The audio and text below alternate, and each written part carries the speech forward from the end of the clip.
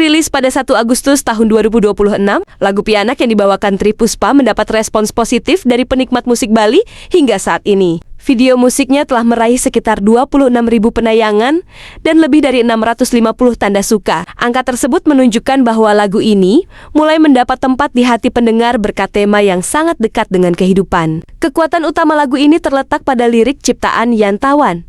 Beliau berhasil menghadirkan rangkaian kata yang sederhana, tetapi syarat makna. Setiap bait mampu menyampaikan emosi dengan begitu kuat, sehingga pendengar dapat merasakan kesedihan, harapan, dan keteguhan yang ada di dalam cerita. Dari sisi musik, aransemen garapan De Arta kembali menunjukkan kualitasnya. Nuansa yang lembut dipadukan dengan komposisi yang pas, membuat emosi lagu semakin terasa, tanpa mengurangi karakter musik Bali modern. Sementara itu, video klip yang diproduksi oleh Yasa Sega juga menjadi nilai tambah.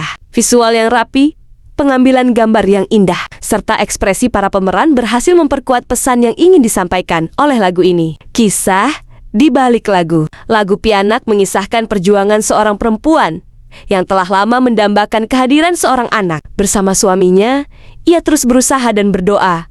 Namun hingga kini, Tuhan belum mengabulkan harapan mereka. Di tengah penantian itu, ia harus menghadapi pertanyaan dan omongan dari lingkungan sekitar. Baginya, harta dan materi tidak akan pernah bisa menggantikan kebahagiaan memiliki seorang anak. Pesan inilah yang menjadi inti dari lagu ini, bahwa ada kerinduan yang tak dapat diukur dengan kekayaan. Secara keseluruhan, Pianak adalah karya yang mampu menyentuh hati. Perpaduan lirik yang kuat dari Yantawan, aransemen berkualitas dari De Arta, vokal penuh penghayatan dari Tri Puspa, serta visual apik garapan Yasa Sega menjadikan lagu ini bukan sekadar hiburan, tetapi juga sebuah pengingat untuk lebih menghargai perjuangan pasangan yang masih menantikan hadirnya buah hati.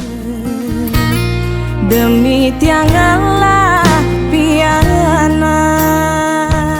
Like, share, dan subscribe channel ini jika kamu menyukai reviewnya. Dan jangan lupa untuk selalu mendukung karya-karya dari Tri Puspa dengan cara subscribe ke channel officialnya dan memberikan like dan share karya-karyanya. Matur suksma dan dumugi rahayu.